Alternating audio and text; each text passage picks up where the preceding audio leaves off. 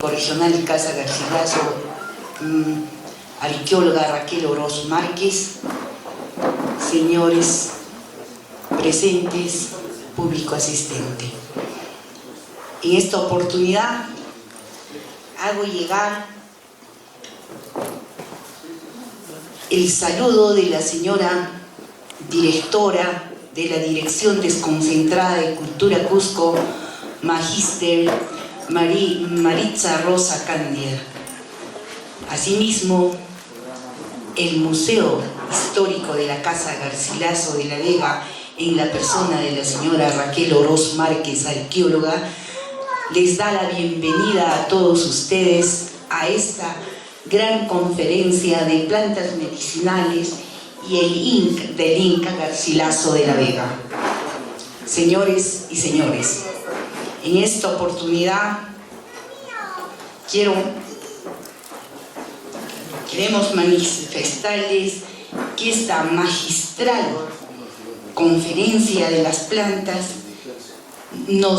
es parte de nuestros grandes festejos del Ministerio de los Museos, que gracias al ICOM, el Consejo Internacional de Museos, Organización Internacional de Museos y Profesionales, con sede en París, ha instaurado el 18 de mayo de cada año como el Día Internacional de los Museos. Algunas décadas atrás, por lo que la organización propone temas y lemas para la propagación y de la serie de eventos, de proyectos sociales desde el interior de los museos, siendo el lema para el año 23, Museos Sostenibles y Bienestar, el mismo que da apertura a los museos a nivel internacional para trabajar en aspectos de desarrollo sostenible de las comunidades y bienestar de la población, siendo uno de los objetivos la celebración del Mes Internacional de Museos, colaborando con el uso sostenible de nuestros recursos naturales y apoyar en la salud poblacional del entorno de todos nuestros museos. Es así que vamos a dar inicio a esta gran conferencia magistral, invitando primero las palabras centrales de la señora directora de nuestro Museo Histórico de la Casa Garcilaso, arqueóloga Raquel Oroz Márquez.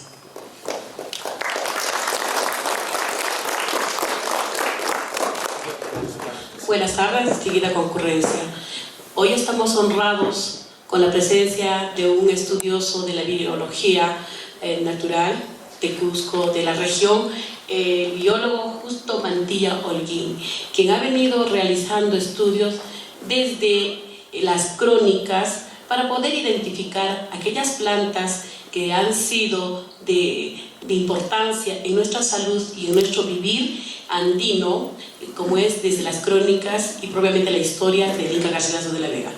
Hoy estamos festejando un año más de el Día Internacional de los Museos, 18 de mayo, instaurado por ICOMOS, por el cual, justamente a razón del lema Museos, Sostenibilidad y Bienestar, se ha elegido temas que tienen que ver con este entorno, que es el bienestar, que es la sostenibilidad. Hoy día vamos a ser partícipes de esta majestuosa, magistral charla. A su vez, vamos a compartir con todos nuestros concurrentes plantas nativas. Se van a llevar las plantas nativas como parte de una proyección en este proyecto de recuperar nuestro medio ambiente y de reconocer el valor medicinal, el valor de tipo cultural que se ha desarrollado desde la domesticación de estas plantas. Bienvenidos a todos y cada uno de ustedes. A nombre de la directora de la DDC Cusco, Magíster Maritza Rosa Candia, damos por inaugurada este evento. Gracias.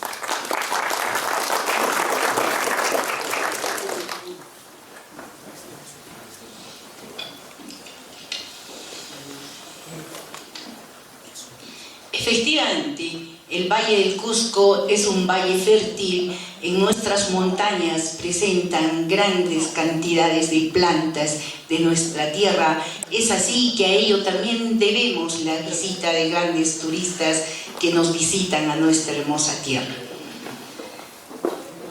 Tenemos la exposición magistral de nuestro biólogo Justo Mantilla Holguín sobre plantas nativas según las crónicas del Inca Garcilaso de la Vega, a quien les recibimos con un voto de aplausos.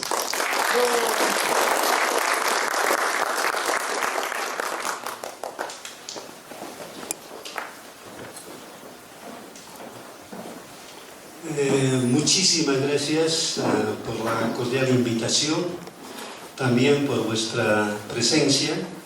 Creo que esta tarde, tal como han mencionado, vamos a compartir información especialmente más tradicional, más histórica, sobre el uso de las plantas medicinales desde tiempos ancestrales por un lado, y que han sido, bueno, ya en versión escrita, registradas ya a partir de los cronistas españoles. Pero antes, reiterar mi agradecimiento al Museo Histórico Regional, a la comisión organizadora de estas conferencias, y bueno, también muy gratamente sorprendido por la presencia de bastantes plantitas medicinales, aromáticas, de usos multifuncionales, que vamos a tener la posibilidad de compartir con todos los participantes, ¿no? Entonces, para empezar el tema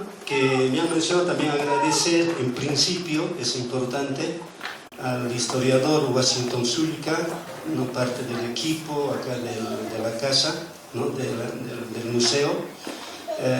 Y esto es interesante porque estos trabajos de investigación que se hacen principalmente a partir, por ejemplo, de nuestra cultura andina, pienso que van a ser mucho más productivas, mucho más útiles para la población, para la sociedad, si lo hacemos de una manera, digamos, interdisciplinaria. Y ese es, creo, un tema, una falencia que hemos ido arrastrando desde nuestra propia formación en la universidad, donde cada carrera, cada profesión, como decimos popularmente, anda por su lado, como que cada uno se siente como el único, ¿no?, capaz, que puede resolver los diferentes temas de investigación, pero la experiencia nos ha enseñado que cuando hacemos un trabajo multidisciplinario o interdisciplinario, los resultados son mucho más exitosos. Entonces, lo que yo voy a compartir en esta conferencia es exactamente el resultado de ese aprendizaje, de ese interaprendizaje, ¿no? Creo que cada uno ha estudiado una rama específica, que es la biología. Dentro de la biología, lo que es la botánica, las plantas, pero la parte histórica, la parte cultural, la parte arqueológica, etc., o sea, son importantísimos para entender de una manera integral, completa, ¿no? Por ejemplo, todo lo que tenemos dentro de la cultura andina en general. Pues la primera, por favor. Entonces, ya se mencionaba, por ejemplo, que cuando hablamos de Garcilaso estamos hablando de un cronista. Y acá hemos tenido muchos cronistas españoles que seguramente muchos de ustedes ya conocen, que dentro de estas crónicas han ido describiendo, por ejemplo, diferentes plantas de utilidad para los humanos, ¿no? Voy a poner algunos porque si quisiéramos, por ejemplo, mencionar todas las crónicas, la información es abundante. Y a través del tiempo, por ese interés que he tenido por la propia historia también, he ido recopilando casi todas las especies que se mencionan dentro de todas las crónicas. Sería toda una conferencia mucho más amplia para hablar incluso cronista por cronista. Pero hoy día nos corresponde hablar del Inca Garcilaso de la Vega, y voy a poner como ejemplo solo algunos. Por ejemplo, Cieza de León, ¿qué plantas menciona? Por ejemplo, ya aparece el molle, ¿no? También la zarzaparrilla, ¿no? Lo que quiero que nos pongamos un poco de manera imaginaria son hace más de 500 años atrás. Y lo interesante es, cuando revisamos esta información, que las propiedades que hoy día se conoce, se aplica para estas plantas, son las mismas. Entonces eso es interesante. Entonces yo puedo deducir de que sí, esa información fue escuchada, fue registrada por los cronistas, ¿no? Esa información pues no es de 500 años atrás, ¿no? Seguramente es desde que el hombre apareció en los Andes. Hablan 12.000, 15.000, no sé cuántos años. Ese es el mayor valor que tiene el conocimiento tradicional, ¿no? Muchas veces se quiere a veces comparar, digamos, los efectos terapéuticos de las plantas desde un punto de vista más, digamos, fitoquímico, más farmacológico, que también es interesante, como voy a ir mencionando en algunos puntos. No hay ninguna contraposición, pero en términos de, digamos, de qué información, qué conocimiento tiene mayor cantidad de años, pues es justamente el conocimiento de la medicina tradicional. Eso está corroborado justamente también por las crónicas, ¿no? Desde el momento en que fueron registrados mediante la escritura, o sea, ya vemos que esa información ha sido recibida, como ahora también recibimos todavía, de manera oral, de generación en generación, ¿no? La siguiente, por favor. Juan de Betanzos igual menciona cortadera o nigua, ¿no? Que también se llama Sailla en nuestro medio, ¿no? Tenemos una localidad que es Sailla, ¿no? Y justamente el nombre, o sea, que se dio esa localidad es porque justamente abundaban las plantas de Sailla, ¿no? De la nigua. Luego tenemos, bueno, en este caso menciona dos, ¿no? La cortadera y la taxanigua, que es la más pequeña. Entonces, ya tenemos dos especies de, por ejemplo, de nigua que teníamos aquí en el Valle de Cusco, ¿no? La siguiente. Una fotografía de la nigua actual, ¿no? Para reconocer que esta planta hace más de 500 años ya existía y fue descrito por los propios cronistas, ¿no? La siguiente. ¿No? Tenemos a Juan Polo de Ondegardo, que menciona la huilca, que es una planta también sagrada, el yauli, que es una planta que tenemos en las alturas de Sacsayhuamán, medicinal para la tos. Tenemos los jamatus, que son el jamatu, el jamasairi, que son los tabacos silvestres, ¿no? Que eran plantas en la medicina tradicional andina consideradas como plantas para el tratamiento de síndromes que llamamos culturales, por ejemplo el mal viento, el soca, la energía negativa, etcétera, etcétera. Hay todo un conocimiento muy interesante sobre estas plantas en la medicina tradicional. La siguiente. ¿No? Un ejemplo de uno del jamasairi que tenemos. O sea, esa planta que fue identificada por estos cronistas hace más de 500 años, acá la tenemos, por ejemplo, en el Valle de Yucay, ¿no? Y también en todo el Valle Sagrado, y también acá en Cusco, por ejemplo, acá en la zona de Zapantiana, la zona de San Blas, en algunas calles encontramos esta planta maravillosa que se utiliza mediante, especialmente sahumerios, para problemas de enfermedades de tipo energético. La siguiente. Luego tenemos a otro cronista, ¿no? Por ejemplo, bueno, acá dice varios, por orden de Bello Galloso, Cuenca, que se llama Ecuador, ¿no? Por ejemplo, acá nos menciona ya la chilca, ¿no? La chichira, ¿no? Y tenemos también el añu o mashua, la siguiente, que es una planta a la vez, o sea, comestible, muy reconocida hasta hoy día, pero en esa crónica, si hemos leído rápidamente, el uso que mencionaban era, por ejemplo, como una planta, por ejemplo, que se utilizaba como una planta, podemos decir, anticonceptiva, por ejemplo, para los varones, ¿no? Porque cuando hablamos de anticoncepción en el mundo moderno, mayormente vamos a ver que casi todos los métodos son para, digamos, el sexo femenino, pero muy poco, por ejemplo, para el sexo masculino. Es otro tema interesante que se puede abordar en otro momento, porque cómo era el tema, los procedimientos, por ejemplo, de anticoncepción en el Perú antiguo, ¿no? Voy a compartir, ¿no? Seguramente coordinando acá con la dirección, un librito que tenemos en versión digital, porque la física se agotó hace mucho tiempo, exactamente sobre plantas medicinales del Valle Sagrado del Cusco y del Valle de Cusco, que son más de 80 especies registradas con información detallada sobre su identificación botánica, sobre su calidad térmica, sobre la parte utilizada y para qué afecciones, ¿no? Se utilizaba desde el Perú antiguo. Entonces, en ese librito, por ejemplo, vamos a encontrar que acá en el Cusco actualmente tenemos, ¿no es cierto?, más de 16 plantas que eran mencionadas desde la antigüedad como plantas anticonceptivas, por un lado para las damas y por otro lado también para los varones. En este caso, específicamente para los varones, ¿no? Entonces, y es interesante porque ¿cómo se evitaba, por ejemplo, los embarazos no deseados desde, digamos, la actitud del varón, ¿no? Mediante la alimentación. O sea, consumir añu, o consumir oyucos o lisas, o el consumo de garbanzo, del agua de garbanzo, o sea, evitaban o reducían casi a cero el líbido sexual en el varón. Entonces no había necesidad, o sea, de otra forma de control, era más natural, yo diría mucho más inteligente, de tal manera que no teníamos problemas pues, como el que tenemos en este momento, ¿no? Entonces, una planta que, mire, la crónica se menciona como anafrodisíaca, o sea, lo contrario a afrodisíaco.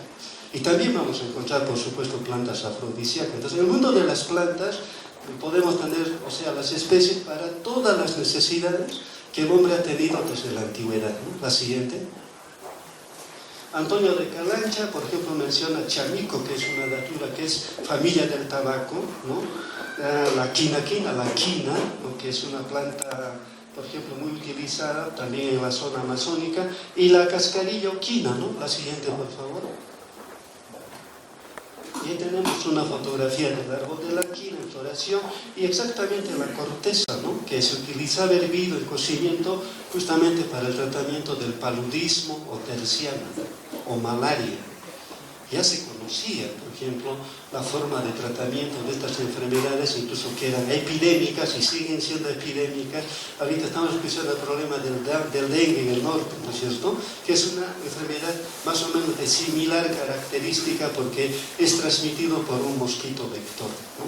Solo que en el caso del dengue es mucho más mortal que en el caso del paludismo, ¿no? Pero existían ya, por ejemplo, los remedios justamente para el tratamiento de enfermedades, ¿no? Como el que estamos mencionando. Y también es bueno, cuando hablamos de la historia de la medicina, por ejemplo, en América, casi todo, por ejemplo, los conocimientos, las prácticas han sido basados especialmente en estas plantas medicinales que ya conocían los pueblos originarios. O sea, la medicina que viene de Europa se nutre, utiliza, y hasta hoy día el mundo sigue utilizando, o sea, plantas medicinales de todo el mundo. Y como mención, ¿no? Hace años salió una publicación de un investigador apellidado Sigan, y él decía, por ejemplo, que de 100 medicamentos que en este momento se fabrican en las grandes, ¿no?, los grandes laboratorios farmacéuticos, aproximadamente unos 60 provienen del mundo vegetal, de todo el mundo. Entonces no podemos decir que las plantas medicinales son solamente aquellos recursos que utiliza la comunidad campesina, los pueblos originarios, sino a través del tiempo estas plantas también han entrado, digamos, a cubrir, a ayudar espacios importantes para el tratamiento de enfermedades, inclusive, ¿no?, incurables para la medicina moderna. Entonces, ese detalle es importante cuando hablamos de nuestra identidad cultural. Cuando hablamos de medicina tradicional andina o amazónica, estamos hablando de un sistema, yo diría, de un sistema fabuloso, que es reconocido en todo el mundo. Miren, no necesito los 10 dedos de la mano para contar las civilizaciones entre las cuales está reconocida, por ejemplo, nuestra medicina tradicional andina amazónica, ¿no? Se conoce la medicina china, se conoce la medicina ayurveda de la India, se conoce la medicina de Mesoamérica, azteca, maya, ¿no?, algunas culturas en África, pero miren, la medicina tradicional andina amazónica está en esa categoría. Pero y si vemos un poco en este momento qué país o qué culturas están, digamos, valorando, revalorando esos conocimientos ancestrales, el Perú es uno de los países que está en el último lugar en revaloración. Pues yo felicito, agradezco siempre estos espacios porque nos permite justamente un poco llamar la atención y sentirnos parte de este sistema de conocimientos ancestrales que son importantes no solo para el mundo antiguo, sino para el mundo actual y con seguridad para el mundo futuro, ¿no? siguiente. Entonces entramos ya de hecho a lo que Garcilaso menciona en sus crónicas, por ejemplo, especialmente en los comentarios reales, qué plantas, ¿no? Posiblemente no estén todas las que de repente están, ¿no? O sea, registradas, pero vamos a ver aquellas plantas importantes que él recibe de información, ¿no? De sus parientes del lado materno, o sea, inca, especialmente. Y también es interesante que él menciona información sobre la salud, por ejemplo, cómo se veía la salud en la población andina y española de esa época, desde el conocimiento europeo. Y vemos también que ese proceso de mestizaje, que por un lado es, en el caso de los humanos, ¿no es cierto?, un proceso de mestizaje, también se produce pues un proceso, entre comillas, tal vez podemos mencionar, de mestizaje en las plantas también, en los conocimientos. Y siempre mencionamos, por ejemplo, que una gran parte de las plantas que ahora nosotros utilizamos, por ejemplo, en la alimentación, son de procedencia europea, ¿no? Que llegaron con los españoles. Para mencionar algunos ejemplos, la zanahoria es de procedencia europea, el perejil es europeo, ¿no? El trigo, la cebada, son ya plantas que vinieron con los españoles, la uva igualmente, ¿no? Los frutos, los ciruelos, los duraznos, los peros, miren, casi todo lo que consumimos son contribución de Occidente. Y por supuesto, acá también tenemos plantas alimenticias, medicinales, que también de manera recíproca viajaron mediante los humanos hacia Europa, ¿no? Tenemos uchucaspa, que ahora se llama caléndula, ¿no? Tenemos la papa, que ahora alimenta casi todo el mundo, ¿no? Es una contribución tremenda, o sea, de la agrobiodiversidad que nuestros antepasados han desarrollado durante siglos. Entonces, ha habido un proceso, no sé si le quiero llamar culturalmente, también de mestizaje, ¿no? Entonces, por ejemplo, acá una planta, el trigo que crece acá, que originalmente era de Asia, pasó a Europa y luego vino acá, esa variedad es andina. Por el hecho de que acá ya está adaptada más de 500 años, pues es un trigo que no tiene similitud nutritiva, algunas particularidades de repente en composición nutritiva al trigo originario, por ejemplo, donde crece. Entonces ha habido una contribución, por un lado, cultural, y también ha habido una contribución, yo diría, o sea, fitoquímica, una contribución bromatológica. Por ejemplo, una manzanilla cultivada acá en los Andes ya no es igual a la manzanilla que vino de España o de Alemania o de Egipto. La especie es la misma, pero el hecho de que esté en los Andes más de 500 años, y eso lo hemos demostrado científicamente en el IEPLAN, donde trabajé 35 años, de que la manzanilla producida acá en los Andes, en Cusco especialmente porque fue el lugar de experimentación, comparado con la misma manzanilla que se cultivó en la India, en Europa, en varios países, el resultado de la composición fitoquímica era totalmente diferente. En la manzanilla, ¿qué es lo que nos interesa terapéuticamente? En el aceite esencial, una fracción que se llama el camazulén. El camazulén es el que nos da el efecto digestivo, el efecto tranquilizante. ¿Y cuál de las manzanillas cultivadas en el mundo tiene el alto porcentaje de camazulén? El cultivado en los Andes. Es un tema solamente, o sea, de los biólogos, de los farmacólogos, de los científicos, sino también de las ciencias sociales.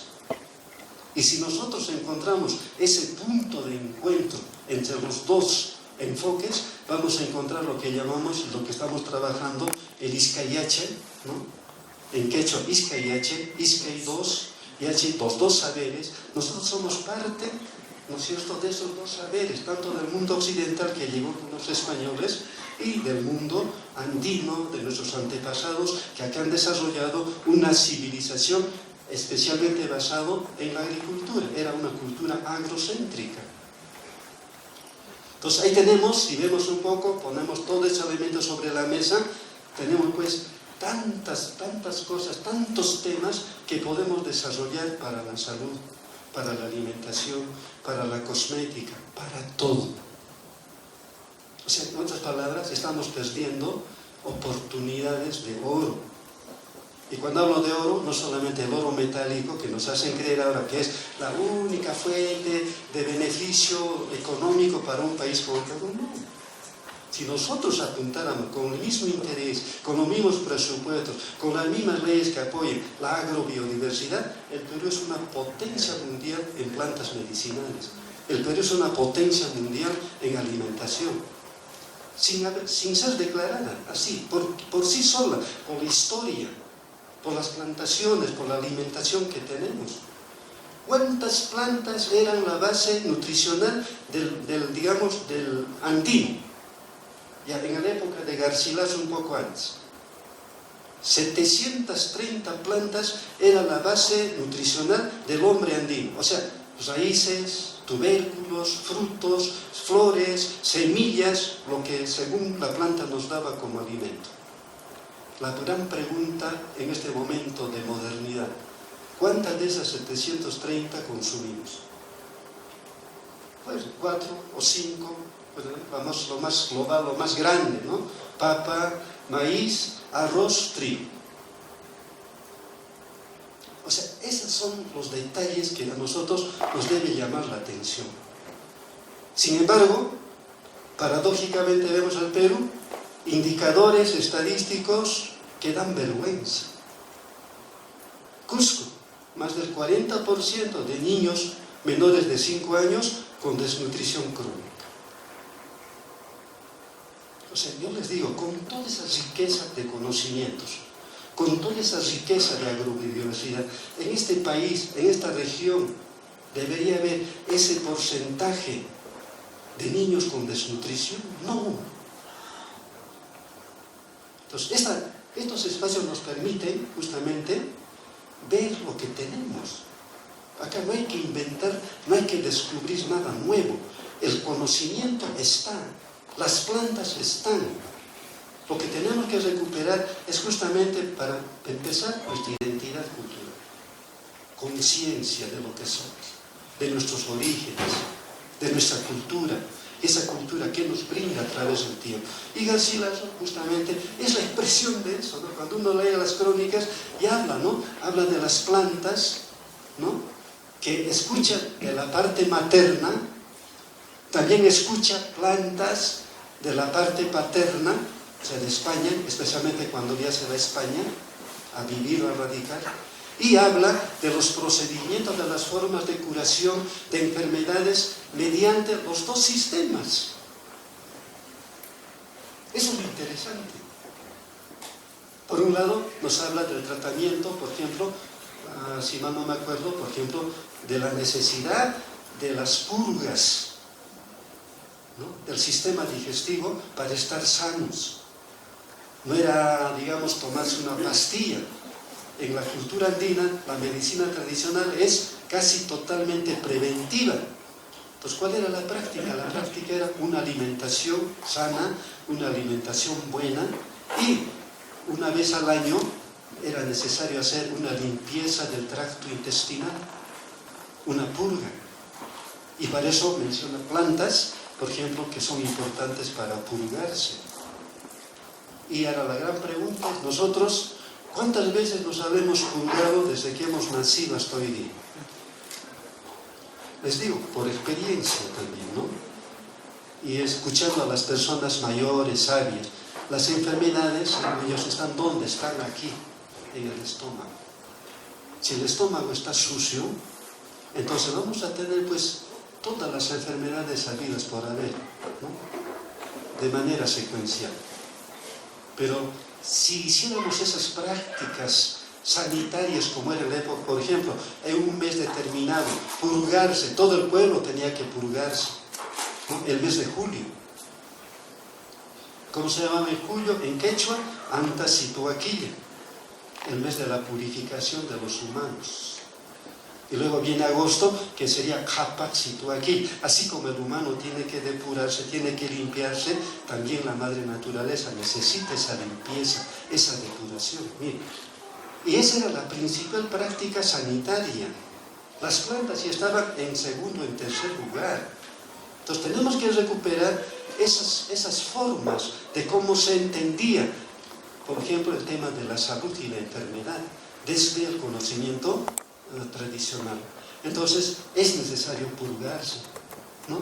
Solamente como recomendación, ya saben, muchos se van a tomar agua de San Pedro. Es una cuestión tradicional, ¿ya? Porque las aguas minerales tienen esa función de limpiar el tracto intestinal.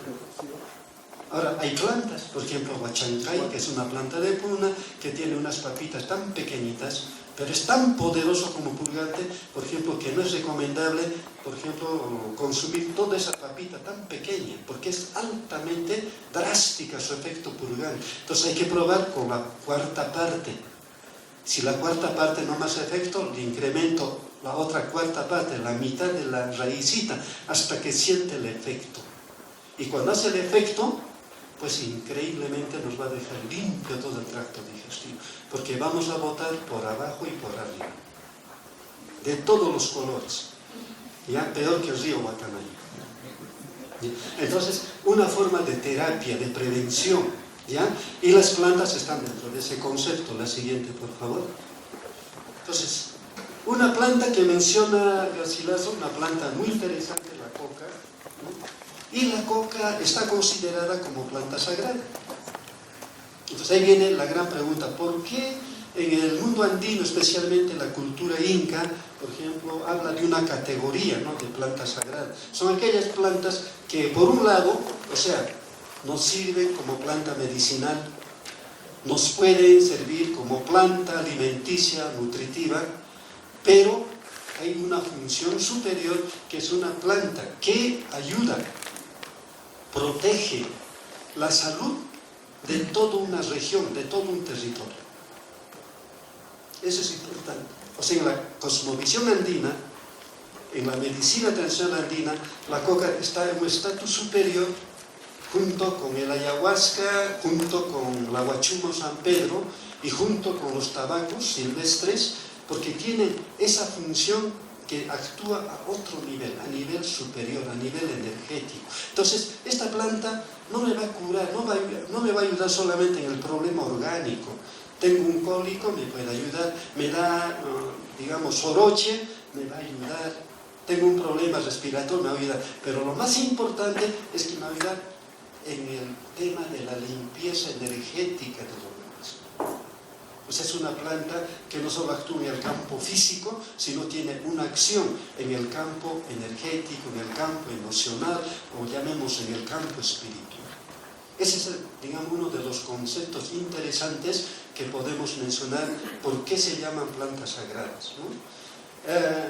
La siguiente, por favor, ¿no? Y ahí para mencionar, para el Perú, o sea, tenemos estas plantas sagradas superiores, las que cuidan, protegen la región andina, la coca, las que protegen a las poblaciones de la región amazónica, lo que llamamos el ayahuasca, y las que protegen las regiones costeras, tenemos la huachuma. Entonces, también cada planta tenía un territorio. Por eso hay un problema, pienso que hay que revisar con mucho cuidado, por ejemplo, cuando vemos aquí en Cusco, especialmente por el tema de turismo, que se ofrecen en todo lugar, por ejemplo, ceremonias, ¿no? Hay ceremonias de San Pedro, hay ceremonias de ayahuasca, especialmente, que son productos para tomar. En la coca no hay mucho problema, ¿no? Salvo que le saquen la cocaína y nos soplemos la cocaína, ¿no? Pero con hoja de coca no tiene absolutamente ningún problema, o sea, no es un producto como lo califica como estupefaciente, es un error también, ¿no?, desde el mundo occidental moderno. Entonces, pero las otras plantas que tienen un preparado especial y tienen una forma de cómo deben ser consumidas, ahí es una cuestión también, o sea, cultural, muy importante. Y lo que vemos acá simplemente se ha comercializado y se está cometiendo muchas equivocaciones, y esas equivocaciones nos pueden costar muy caro en nuestra salud. Yo conozco personas que han hecho el viaje sin retorno. Para empezar, o sea, locura. Han perdido la razón. Están en el hospital psiquiátrico. Otros que se han ido al Ucupachi. Entonces, son temas, yo diría, muy delicados. O sea que tiene que ver mucho con el contexto cultural, que fácilmente, o sea, no se puede hacer en cualquier lugar o con cualquier persona. Entonces hay que tener un poco de cuidado cuando hablamos de plantas sagradas especialmente, ¿no? La siguiente. Y la clasificación que he mencionado, que es interesante para entender más, por ejemplo, lo que Garcilaso también nos va a decir, ¿no? Por ejemplo, en la medicina tradicional había esta clasificación interesante, más funcional, más pragmática, ¿no? Primero, las plantas sagradas, que nos permiten, tal vez dentro de la salud, diagnosticar el tipo de enfermedad que está quejando a una persona, ¿no? Ese es el fin principal cuando se aplica en los temas de salud, ¿no? Luego vienen las plantas depurativas, o sea, las plantas que nos ayudan a la limpieza de la parte física orgánica del cuerpo. He dicho plantas purgantes por un lado, y por otro lado aquellas plantas que van a permitir la limpieza, la depuración del sistema circulatorio sanguíneo y del sistema linfático. O sea, purgarse no es igual a depurarse. Y cuando quiero hacer una práctica completa, tengo que purgarme y tengo que depurar. Por un lado, limpiar el tracto intestinal, y en segundo lugar, limpiar la sangre y limpiar el sistema linfático. Si no hay toxinas en la sangre, por supuesto, va a haber menos posibilidades de que aparezcan enfermedades. Si yo tengo limpio mi sistema linfático, voy a tener fuerte, fortísimo mi sistema inmunológico. Por lo tanto, mi cuerpo va a resistir cualquier ataque, porque no estamos libres en este momento de cualquier virus, de cualquier microbio, de cualquier enfermedad. Es permanente, solo que no lo vemos. Entonces, ¿cuál es la práctica? Es que mi sistema inmunológico esté fuerte. Y para los incas, ¿cuál era lo principal? Era justamente mediante las plantas depurativas, por lo menos una vez al año, tomar, por ejemplo, Runa manayupa. Esa planta la tenemos acá, existe en nuestra zona, en el mercado de hierbas la podemos encontrar, una planta maravillosa, que es tan maravillosa que está, por ejemplo, en el catálogo de plantas autorizadas por la oficina, por lo que equivale a Digemit en el Perú. En Estados Unidos hay una agencia de alimentos y drogas, ¿sí?, que el que autoriza qué productos pueden ser comercializados o consumidos, por ejemplo, en Estados Unidos, y es una de las pocas plantas que están en ese registro, y es una planta peruana, ¿no? Runa manayupa, ¿no? Ahora dice manayupa, pero el nombre completo es Runa manayupana. O sea, lo que el hombre no puede terminar de descubrir, las bondades, las propiedades, que es una planta. Y el nombre está coincidentemente con la función depurativa. Si yo limpio mi organismo, pues me va a librar de todas las enfermedades. O sea, no es una simple declaración, una simple expresión, sino tiene una relación estrictamente, o sea, fisiológica. Mire el nombre, Runa manayupana. Entonces le recomiendo a las personas que conocen o pueden conseguir la planta, por lo menos una vez al año, ¿no?, tomar ese matecito, 1 litro por día, durante 30 días, va a ser suficiente para limpiar todo el sistema circulatorio, tanto sanguíneo como linfático. Y si hacemos complementariamente la purga, entonces vamos a tener pues una menor, ¿no?, preponderancia, qué sé yo, adquirir cualquier enfermedad. Entonces, el sistema de medicina tradicional se basaba básicamente en esos dos puntos iniciales, ¿no? O sea, la sacralidad de las plantas para el reequilibrio de la parte energética espiritual, y luego las plantas que nos van a dejar limpio, depurados nuestro sistema orgánico. Eso es sencillo. Y esto, por ejemplo, está en correlato con la medicina natural moderna. Ya hemos escuchado que nos ofrecen, por ejemplo, los grandes consultorios de medicina naturista o medicina complementaria.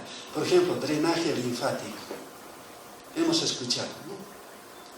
No es otra cosa que es lo que estamos hablando, lo que hacían los antiguos peruanos, limpiar la sangre, limpiar el sistema linfático, purgarse. Y cuando vamos a esas clínicas, ¿cuánto nos cobran por ese famoso drenaje linfático? Es igual cuando escuchamos, ¿no?, que la aromaterapia es una práctica de la medicina natural impresionante, ¿no? La curación mediante los olores de las plantas aromáticas, como los cítricos, como la muña, como el toronjil, ¿no? Esto ya se practicaba en el mundo andino.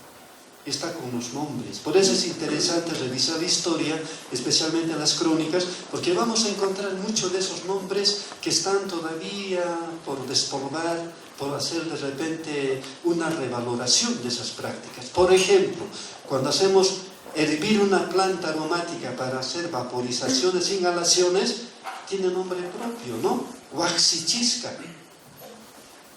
Ahora, si yo tengo plantas que necesito hacer, por ejemplo, la aplicación mediante saumerios.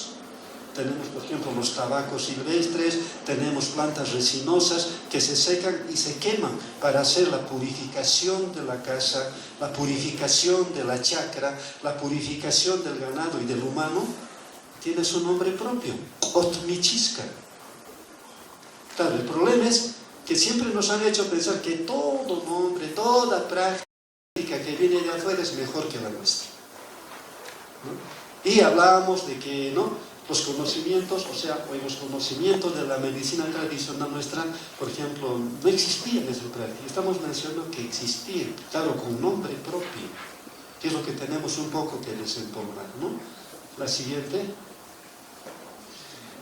La planta que menciona también Garcilaso, Mulli o Molli, ¿no?, es un árbol, ¿no?, precioso, ornamental, ¿no? Inclusive también se encuentra en las crónicas que este árbol era denominado por los incas como el árbol de la vida.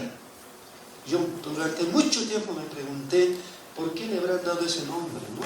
Entonces, una aproximación que esta planta tiene diferentes utilidades para el humano. Uno, medicinal.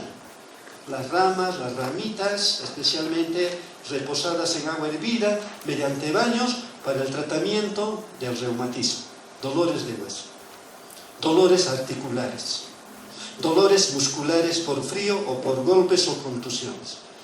Si investigamos, quiero comparar, digo, a ver lo que Garcilaso ha recogido, lo que los abuelos nos dicen, lo que la mamita campesina que vende las hierbas nos dice esa propiedad que es similar. Lo llevamos un poco al campo de investigación, si se quiere, fitoquímico, farmacológico, científico, occidental, vamos a encontrar lo siguiente, que el molle tiene como principios activos, tiene aceites esenciales, tiene resinas y tiene látex. ¿Qué es látex? Cuando yo rompo una ramita sale una sustancia blanca lechosa. Ese es el látex. Es un principio activo que tiene el molle. ¿Y qué encontramos del análisis fitoquímico de esos componentes de la planta? ¿No? Vamos a encontrar que esas plantas tienen efecto, por ejemplo, antimicrobial. O sea, eliminan todo lo que son bacterias, hongos y especialmente también virus. Y es una planta que se utilizó bastante en el campo, por ejemplo, en esta pandemia de COVID-19, o sea que hemos tenido por 2 años un poco más. Y no solamente el molle, la muña, el eucalipto, el vino, una cantidad impresionante de plantas que se utilizaron para prevenir, incluso para curar el COVID. Entonces que había personas ahí haciendo colas interminables en los hospitales sin atención, había personas que se estaban protegiendo y curando con plantas. El gran dilema es que desde el lado occidental o moderno, en este caso la medicina moderna, o sea, se sigue dejando de lado, no se toma en cuenta los aportes que ha tenido y tiene las plantas medicinales a través del tiempo. Cicatrizar. Entonces, ¿qué me está diciendo? Que lo que tiene el agua de infusión de las ramas de molle tiene efecto antimicrobiano porque va a desinfectar, porque una herida va a haber infección, y segundo, cicatrizante. Está coincidiendo. Información ancestral de más de 5 siglos que vemos que sigue, digamos, vigente en este momento si nosotros quisiéramos verlo de esa manera, ¿no?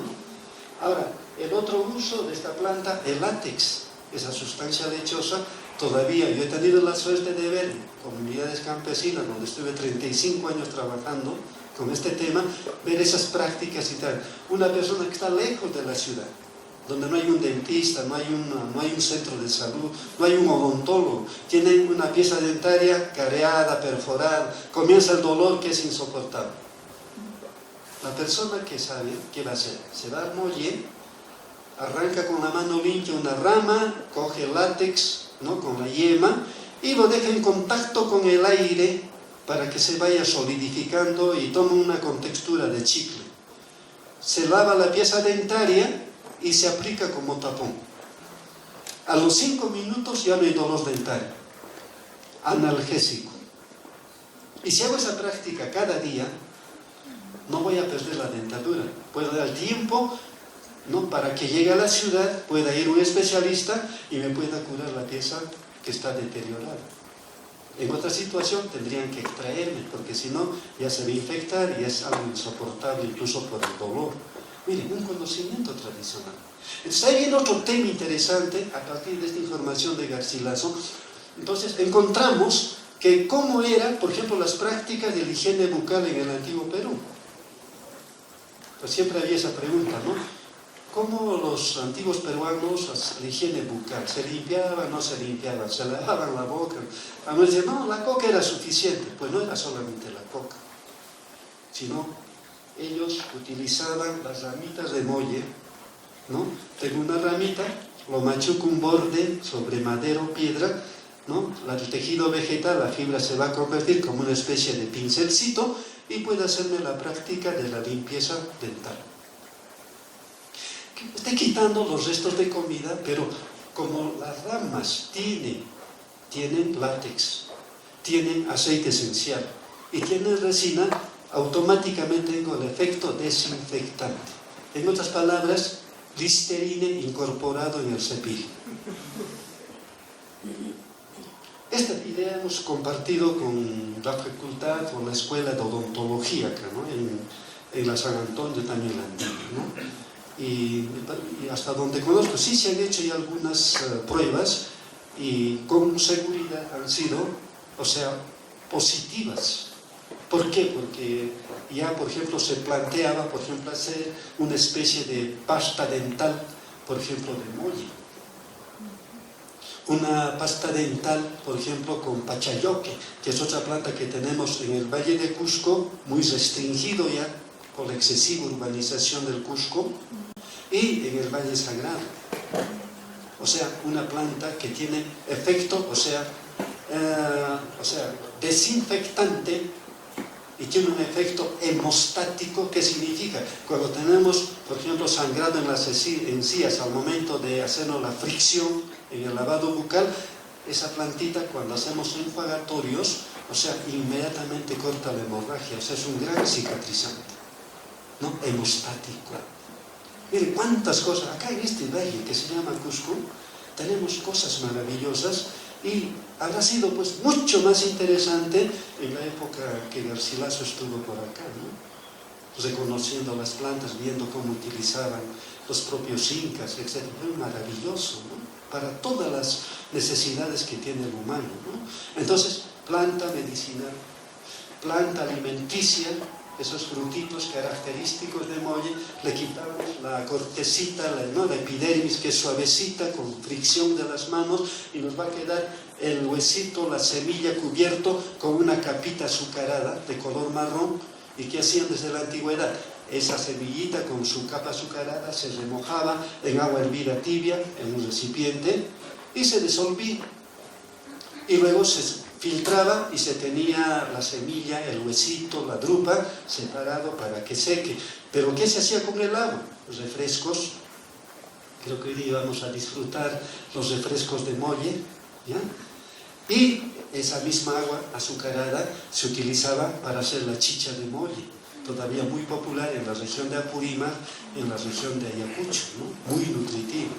Siempre y cuando lo consumamos en el estado que se llama upi, o sea, recién preparadito, dulce.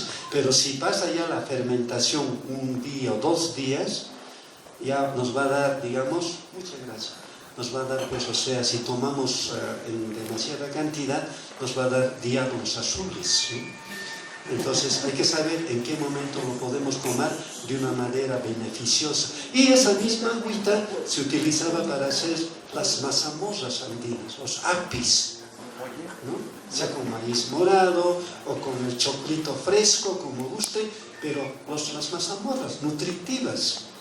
Y seguramente ahí también se preparaban las mazamorras, por ejemplo, con esta plantita que conocemos llamada como sunchu.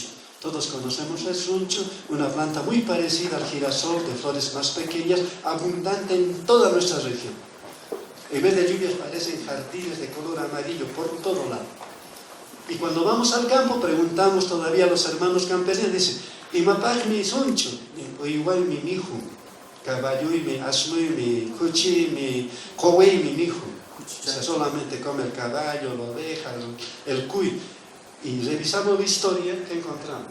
Que era uno de los alimentos principales para los humanos, no solamente para los animales. ¿Y qué parte se utilizaba? La semillita, que es idéntico al girasol, solo más pequeño. Justo en esta época que termina la floración, mayo, junio, julio, se cosecha esos frutitos, se trilla, se dentea, se limpia. ¿Y qué hacían los incas? Eso se almacenaba en las colcas. ¿Para qué? Estaba dirigido especialmente para la alimentación de los niños que pasaban de la lactancia a la ablactancia, la primera papilla. No era quinoa, no era tarwi, no era kiwicha, era sunchu. Ahora, ¿quién come sunchu? Y investigamos cuál es el valor nutritivo de esas semillas. Sencillo. En este momento, la semilla de girasol es una semilla muy, digamos, solicitada, muy consumida en el mundo. Turista que viene acá busca semilla de girasol. Y por la familia Asteraceae, que es de la misma familia botánica, las semillas contienen omegas. Omega 3, omega 6, omega 9. ¿Y eso para qué sirve? Desarrollo cerebral. Ahora puedo entender algo, por qué los andinos de esa época eran más inteligentes, porque tenían una capacidad intelectual mucho mayor.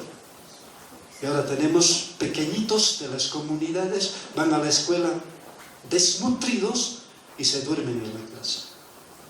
Y a la vuelta de su casa, o cerca de su chacra, tienen sunchu toda la época de lluvias. O sea, es paradójico, contradictorio. ¿Y nosotros qué estamos haciendo? Pues a veces no me arrepiento, sino digo, ¿para qué estamos en la universidad? Están 7 años. ¿No? Y me dicen, 7 años, este profe habrá sido vago, ¿no? Estudiante eterno. Lamentablemente yo estudié en la época de violencia política social, los 80. Y la U se cerraba todos los días, toma de universidad, bombas por aquí, bombas por allá, la policía. Terrible. Perdí 2 años. Entonces, tanto tiempo también es un cuestionamiento propio, ¿no? O sea, he estudiado esta carrera y cuando iba al campo me daba cuenta, no disculpando la palabra, que no servía para nada. No servía para nada. ¿Por qué me va a servir? De la biología, la ecología, me enseñan el libro de Odum, que es de Norteamérica, entonces tengo que aprender la ecología de los llanos, de los desiertos norteamericanos, ¿no? De las zonas, digamos, de las montañas rocosas, hasta ahora ni conozco. O me hablan de la tundra de Rusia, yo ni conozco, ni sueño, no sé cuándo iré a Rusia, peor con la guerra con Ucrania. O sea, esos contenidos, claro, te hablan ahora, ojalá, después de 30 años, hayamos mejorado también la parte de los contenidos curriculares. Por ejemplo, acá lo primero que debemos hacer es la ecología andina, la botánica andina, la zoología andina, lo que hablamos ahora, ¿no? Por ejemplo, la etnozoología, la etnobotánica, ¿no? Y creo que eso cruza por toda nuestra formación, no interesa lo que hemos estudiado, sino como humanos a todos nos conciernen estos temas, ¿no? Por cultura. Y es lo único que estoy haciendo yo, estoy comentando, es lo que he hecho en estos años. Recoger esos conocimientos, revalorarlos desde lo que yo me he preparado, aprendiendo también de otros profesionales, ¿no? Haciendo bastante lectura de bibliografía, consultando a especialistas. Entonces lo que estamos compartiendo es ese Xisqueyache, el diálogo de esos dos saberes, tanto del conocimiento ancestral y del conocimiento moderno. No hay ninguna contradicción, ¿no? Entonces, planta alimenticia, planta criadora de agua en el mundo andino. Otra categoría interesante, que para mí es una categoría ecológica, si hablamos modernamente, que es la planta donde hay molli hay agua. ¿Ya? Y voy a hablar de otras plantas. Donde hay chilca hay agua. Donde hay colli, quisua, hay agua. O sea, son plantas que, por el lugar donde se ubican, por el sistema radicular y la forma como pueden ayudar a absorber agua del subsuelo para que aflore en las capas superiores. Y ese detalle fue interesante. En Ayacucho, cuando planteé este tema, los colegas ahora decían, ¿qué estás suponiendo una cosa que no es real? Y había una planta que allá le llaman el rumex, acá le llamamos yaque, ¿sí? Y crece solamente en ojos de agua, donde hay agua. Y allá en esa zona donde fuimos, por Vilcashuamán, ¿no? Existía bastante yaqui y dijimos, hagamos una prueba experimental. A ver, hagamos una excavación en este lugar donde hay bastante yaqui, ¿no? A 6 metros de profundidad encontramos abundante agua. En Puna, seco. Entonces, acá viene el otro tema interesante y simbólico para mí desde el mundo, digamos, desde el mundo andino de nuestros antepasados. Simbólicamente el molli, aparte de ser criadora de agua, tenía una denominación. Planta donde viven, donde habitan nuestros antepasados, los espíritus de nuestros antepasados, que en muchos sitios le llaman los machos. Y eso está relacionado mediante mitos, mediante leyendas en muchos pueblos andinos. Y lo he recogido de una manera muy interesante porque todos repetían el mismo libreto como si se hubieran conocido siempre, pero de lugares distantes, con seguridad, que nunca se han encontrado físicamente. Y eso existe. Entonces, yo deduzco y digo, si a mí me dicen culturalmente que esta planta es el hogar donde están mis antepasados, ¿cómo lo voy a cortar? ¿Cómo lo voy a hacer leña? Es algo contraproducente culturalmente. Entonces, ahí nace ese principio, ¿no? De respeto hacia quién. Respeto a la Pachamama, el respeto a los bosques, el respeto a las montañas. O sea, no es casual. Y para mí, desde la biología, interpreto como una estrategia maravillosa de cómo hacer conservación, sin gastar dinero. Solamente tomando en cuenta la parte cultural. Y así vamos a encontrar que nuestras plantas andinas siempre, aparte de tener un beneficio terapéutico, nutritivo, que es lo que más nos interesa, por supuesto, pero también otra partecita que muy poco hemos tratado de todavía conocer, es la parte simbólica, la parte sagrada, lo que significa en las culturas que han vivido en esta región. Entonces el molli, para nosotros, nuestros antepasados, era una planta prohibida de cortar. Ahora, ¿qué hacemos? Llegan los españoles, traen sus prácticas, por ejemplo, carnavales, las famosas yunsan han sido los primeros causantes de la desaparición de bosques de molli. Ya se acabaron los molles en Andahuaylas, no sé en qué sitio. Ahora, ¿a dónde van? A los pobres capulís. Se han acabado los capulís, ¿a dónde vamos? Bueno, ya no importa, los eucaliptos. O sea, una cultura destructiva, hasta en la parte, digamos, de fiestas tradicionales. O sea, en eso nos hemos convertido. Entonces, no sería necesario recuperar esa forma de ver y comprender de nuestros antepasados de cómo era su relación, por ejemplo, con las plantas, ¿no? Con los árboles. era más profunda, era más afectiva, se podía conversar con ellas. Esto les comento siempre porque yo de niño, mi primera maestra, así lo considero, en el tema de plantas medicinales, fue mi abuela materna. No fue la universidad. Mi abuela era herbolaria. Yo tuve la suerte de vivir con ella, no, gracias a que mis papás nunca vivieron juntos, pues les agradezco que no hayan vivido. ¿No? Viví con mi abuela y poco tiempo que con mi abuela, porque falleció tempranamente, yo tuve la suerte de ir con ella a todos sitios y ver de dónde cosechaba, cómo hacía el quinto, pedía el permiso a la montaña, a la laguna, según la planta que iba a recoger, luego cómo lo traía, cómo lo preparaba y cómo lo suministraba. Entonces, esa información después se me quedó.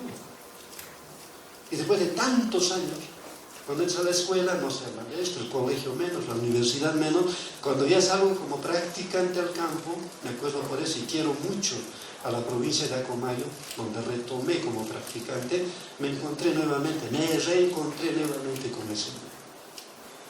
Y ahí me quedé y ya no he vuelto a salir de ese tema. 35 años.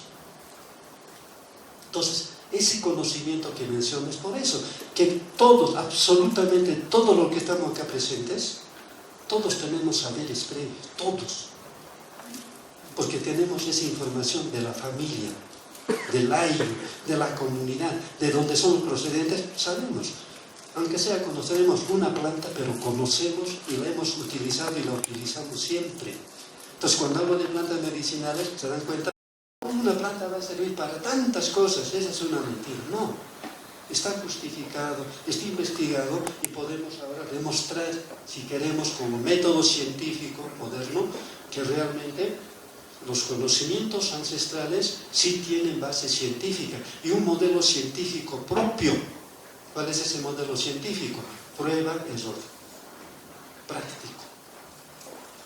Y la coincidencia interesante entre el método científico moderno occidental que hemos aprendido en la universidad, miren, la coincidencia interesante, el primer paso que aprendemos en la universidad, observación, para definir nuestro tema de investigación. ¿Cuál es el primer paso en el método científico andino? Observación. Esa coincidencia interesante. ¿Cómo yo aprendo que una planta ha sido medicinal? Observando la naturaleza. Pues me pongo imaginariamente en nuestros antepasados. ¿Cómo habrá sabido que el molle es una planta, por ejemplo, nutritiva o una planta medicinal? Y también especializado, los frutos medicinales, los frutos nutritivos, las hojitas medicinales. O sea, es un conocimiento profundo. O sea, que ha nacido básicamente de la observación del hombre hacia la naturaleza. Y de eso podemos hablar tantos ejemplos que tenemos en nuestro medio, ¿no? La siguiente. La chilca, otra planta mencionada por el Inca Garcilaso de la Vega, ¿no? Igual una planta que hemos dicho criadora de agua, ¿no? Y es algo paradójico nuevamente, cuando vamos a las comunidades, por ejemplo, acá en el mismo Valle de Cusco. ¿Cuál es el mayor problema que estamos sufriendo la población cusqueña? Escasez de agua. Y los especialistas, ¿qué nos dicen? De acá a 30 años, el agua ya no va a alcanzar para la población. Va a haber restricciones, va a haber, digamos, sitios donde absolutamente no vamos a tener acceso al agua. Pero, ¿qué estamos haciendo para evitar eso? Miren, ¿qué hacían los incas? Mantenían estas plantas en las cabeceras de montaña, en los ojos de manantes, en los sitios donde la lluvia cae y se acumula, se infiltra. ¿Qué cosa plantaban? Chilcas, tallancas, en las partes bajas molles, en la parte media alta, esguares, ¿no? Joyis. Era una práctica ecológica interesante. Era cómo almacenamos el agua, cómo aseguramos la provisión de agua para la población. Ahora, ¿qué hacemos? Talamos, urbanizamos una zona, lo primero que vamos a volar son las plantas nativas, entre ellas chilcas. Por ejemplo, yo vivo en la zona de San Antonio, Los Nogales, Urihuaya, y los que conocemos no me dejarán mentir, era zona lleno de manantiales. ¿Y qué cosa abundaba? Chilcas y niguas. Y las niguas también son plantas indicadoras de agua. ¿Y qué ha pasado ahora con las urbanizaciones? Se borró toda la vegetación y tenemos escasez de agua. Antes teníamos agua incluso a domicilio, porque antes de que llegue Seda Cosco a esa zona, se hacían las captaciones de los manantes, se hizo reservorios, tubos de conducción a cada casa. Pero ahora esa agua está desapareciendo. ¿Por qué? Porque hemos cortado, hemos desaparecido la vegetación. No sería tan sencillo volver a hacer esta práctica. ¿Qué nos costaría? Yo siempre pongo este reto a Seda Cosco. Seda Cosco capta el agua de los ríos, de los riachuelos, de los manantes, da un servicio, pero ¿cuánto por ciento destina, por ejemplo, para repoblar las cabeceras acuíferas que no se deben depredar en el Valle de Cusco? ¿Cuánto costaría? El agua sería suficiente sin bombear del río Vilcanota. Y ahora el mayor problema que tenemos es que el bombeo del Vilcanota no es ninguna garantía en agua, por ejemplo, limpia y sana para consumo humano. Ya le pueden poner muchos químicos desinfectantes, pero están quitando aparentemente la contaminación microbiológica, pero estoy contaminando químicamente, con toxinas. O sea, nuestro modelo de desarrollo, no sé, para mí está por un lado totalmente equivocado. Cuando podemos recuperar prácticas ancestrales que nos pueden ayudar a solucionar problemas en este momento, por ejemplo, la escasez de agua. ¿Qué dicen los cronistas que vieron por primera vez el Cusco desde Carmenja? Que todo este valle estaba lleno de bosques. Incluso comienzan a mencionar plantas. Por ejemplo, lambrán. Dígame, ¿dónde encontramos ahora un lambrán en todo este valle de Cusco? Es un aliso. ¿Dónde encontramos el cedro cusqueño? Ya, el español le cambió de nombres, también fue un problema para nosotros. Le ponía el nombre que algo que se parecía a lo que ellos conocían. El cedro, acá el cedro cusqueño es lo que tenía el nombre propio de siwis. Y acá tenemos un relicto o dos sitios de relictos donde podemos ver todavía ese famoso cedro que estaba, digamos, en todo este valle, junto con el molle, junto con los chachacomos. Y los que quieran conocer ese árbol que para mí es patrimonial, y creo que está declarado como patrimonial, y con justa razón, está en el jardín del Hotel Monasterio. Ese árbol que está ahí, el más grande, es el cedro cusqueño. Imagínense, con ese fuste, ese tamaño, imagínense todo este valle, bosques. Pues, ¿qué hicieron los españoles? Talar para hacer las casas, las casonas. De repente, muchas de estas maderas que tienen, por ejemplo, estas casonas, son de esa madera. Y ahí viene pues la práctica, ¿no?, que ya no es sostenible, ¿no? Los incas tenían un enfoque sostenible, o sea, si utilizaban, reponían. Si sacaban una plantita, plantaban, con respeto. Ahora, talamos, utilizamos, pero no reponemos.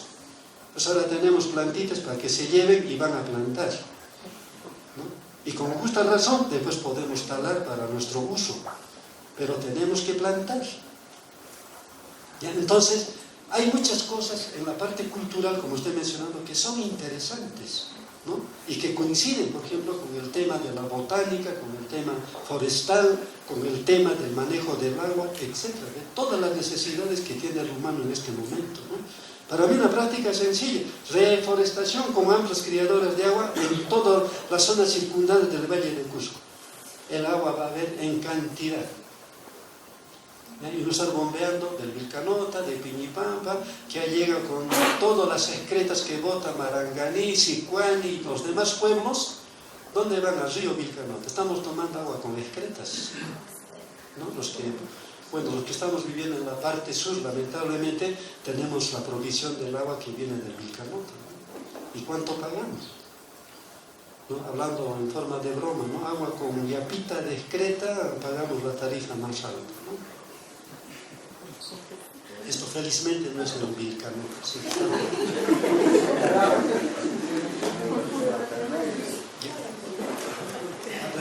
no cura, creo que bombea néctar. Pero miren, son cosas interesantes, prácticas, lo que quiero que entiendan, que lo cultural no es nada que hay que verlo como algo antiguo, no, es actual. Depende de nosotros cómo lo veamos y cómo lo podamos poner, digamos, en vigencia, ¿no? Desde nuestra formación misma también, ¿no? Entonces la chílica, planta cálida, ahí viene otra, planta cálida, categoría térmica en las plantas, que está mencionada desde tiempos antiguos, ¿no? Plantas cálidas y también va a haber plantas frescas, la dualidad. Va a haber plantas macho, planta hembra, masculino, femenino, orco-china, dualidad. Vamos a encontrar dentro de esta categorización botánica andina plantas haya, plantas miski, amargos, dulces por el sabor. Plantas por el tacto, plantas llampu, suaves, y plantas quisca, que tienen espina. Es una botánica propia, lo que yo no he aprendido en 7 años en la UNSAP. Y he aprendido en las comunidades. Pues digo, los conocimientos ancestrales deben estar en toda nuestra formación académica profesional, mínimamente 50-50%, como hace China. En China la medicina, cualquier carrera, 50% de la currícula es la medicina tradicional china y el otro 50% es la medicina alopática moderna. Entonces el médico chino aplica las dos de acuerdo a qué necesita el paciente, de acuerdo a su diagnóstico. Acá no, acá un solo modelo impositivo y muchas veces no nos ayuda, no ayuda a la población, les empeora. Mucho más, si un pacientito va con mal de susto, mancharisca, para empezar el doctor no entiende, es no aprendido en la universidad. En segundo lugar, ¿qué cosa va a curar si no entiende? Ya por cálculo, ¿no? Va a decir, esto le receto. El pequeño empeora y hasta posiblemente se muere. Casos de guairasca, mal viento. Hay toda una categoría, un antropólogo francés peruano que son todo un libro sobre esas enfermedades de síndromes culturales. Interesante. Entonces te das cuenta que estamos en un mundo donde no solamente podemos atender la salud poblacional solamente con la medicina alopática, tiene sus limitaciones. Tenemos que también entender la medicina andina, sus prácticas. Y es interesante, cuando hablo de guairasca, yo me voy a perder en ese concepto porque yo no soy especialista en antropología de la salud, por ejemplo, pero hay una información fabulosa. O el macho, otra enfermedad, o el soc, otra enfermedad cultural. Existe pues, no son creencias, no son leyendas, mitos. Y ahora, ¿cómo se trata? ¿Cómo se aborda? Ahí está el conocimiento, ¿no? Está en la historia, ¿no? Es lo que no debemos olvidar, ¿no? La siguiente. La otra hierbita que nos pone en las crónicas es interesante, por ejemplo, la hierba santa, que en las comunidades se llama ñucau, ¿no? ¿Por qué hierba santa? La hierba santa es el nombre español, y los españoles, que justamente, ¿no?, de donde recoge la información Garcilaso, es justamente porque ve cómo se utiliza la hierba santa, ¿no? ¿Por qué es hierba santa? Porque problemas, por ejemplo, de dolores estomacales, dolores de fiebre, ya especialmente fiebre alta, ¿cómo se solucionaba? Simplemente un baño con las hojitas y las flores de ñucau. O sea, febrífugo. Un febrífugo en menos de 5 minutos regula la temperatura. Entonces el español que veía esa práctica, no sé, esta es una hierba santa, maravillosa, de que de ese nombre, ¿no? En quechua, ñucau, planta fresca de la familia de las solanáceas.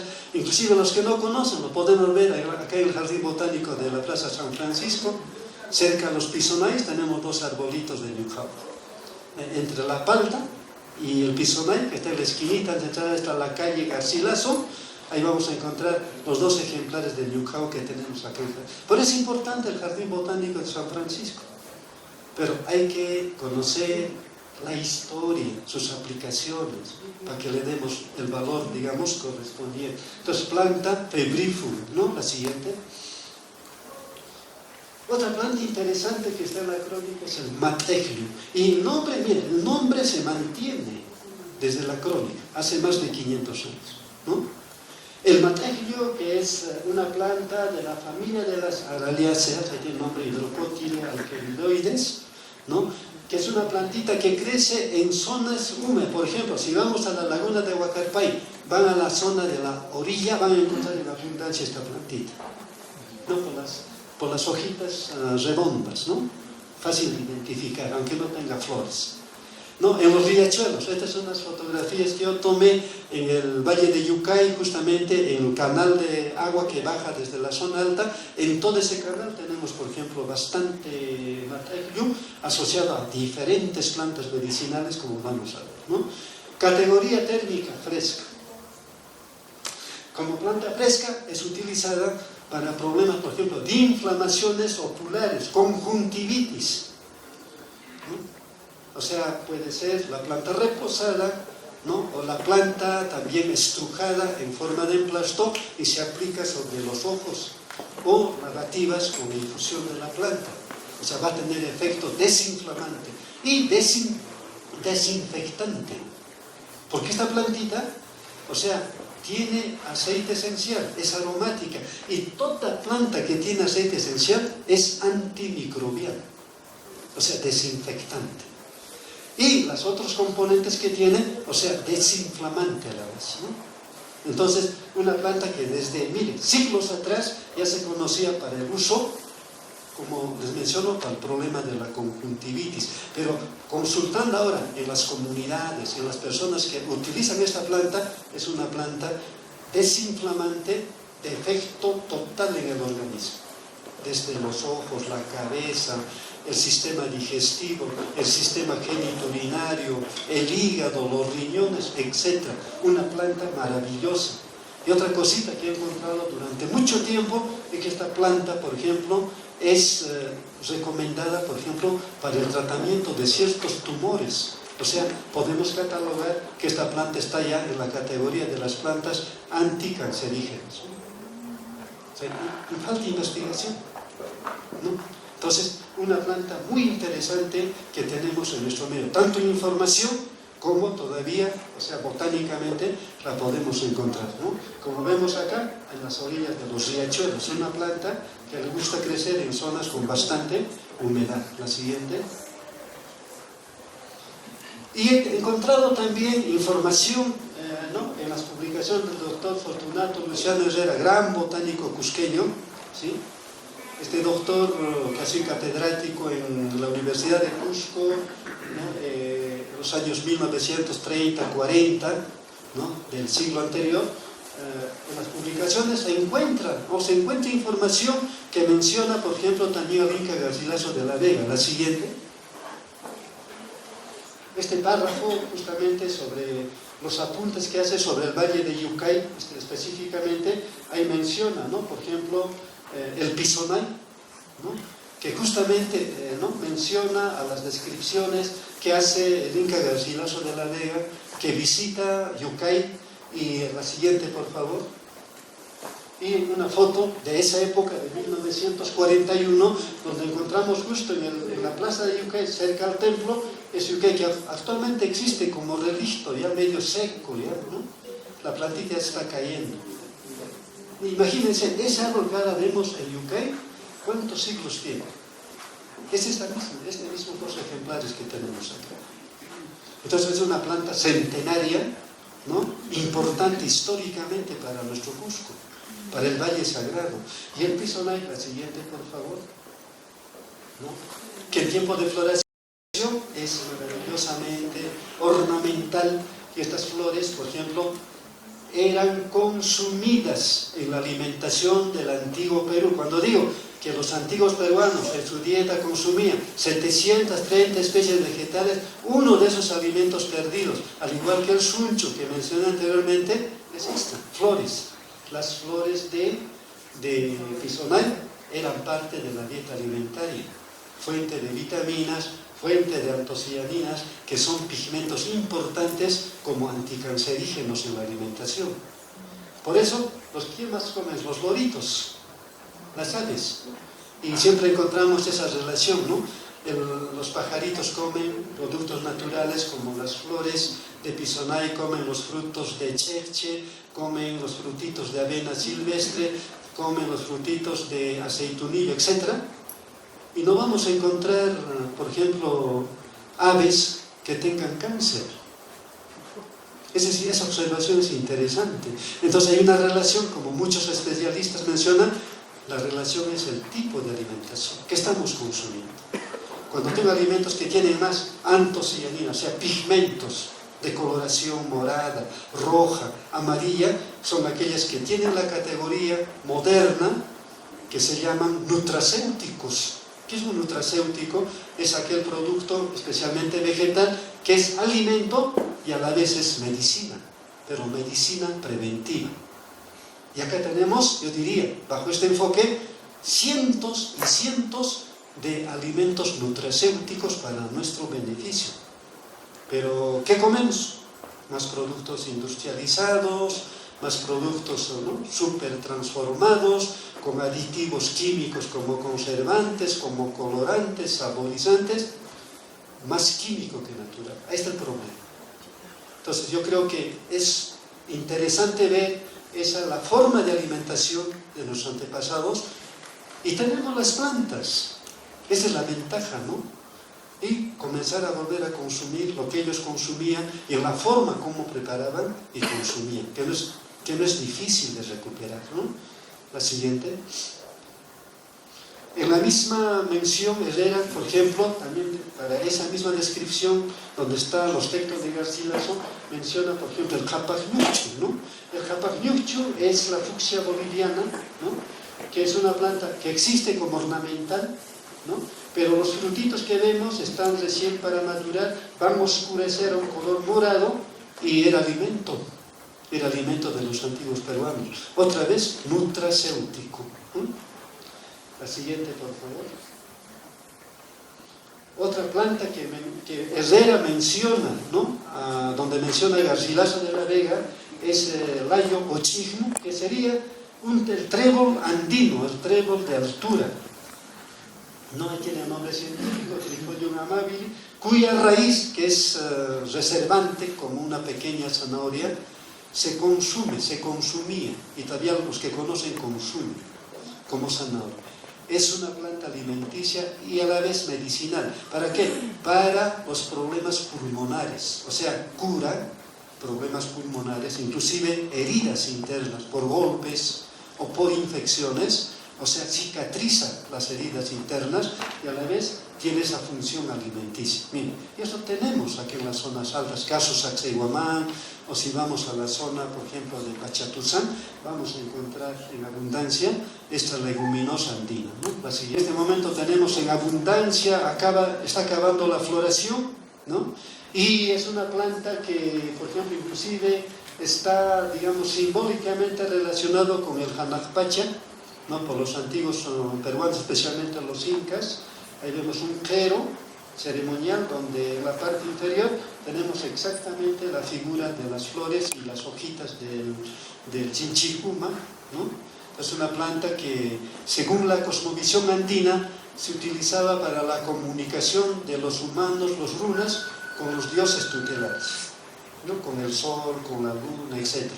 Entonces, esta una planta que permitía simbólicamente esa comunicación entre el Caipacha y el Hanajpacha.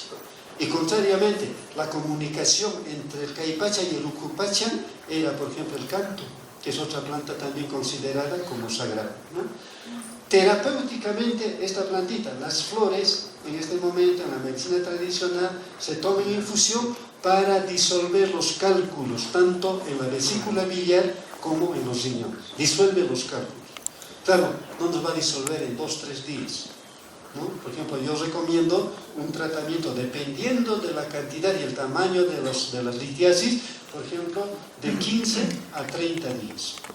¿Que disuelve? Va a disolver. Solamente hay que tener un poquitito de paciencia. El problema es que ahora queremos todo rápido, ¿no? Es el gran problema, ¿no? Pero en la medicina con las plantas, el efecto curativo especialmente no es inmediato. Es de un plazo, digamos, de 15 a 20 a 30 días para tener el efecto esperado. O sea, hay que tener paciencia y perseverancia. Es una planta utilizada para la litiasis.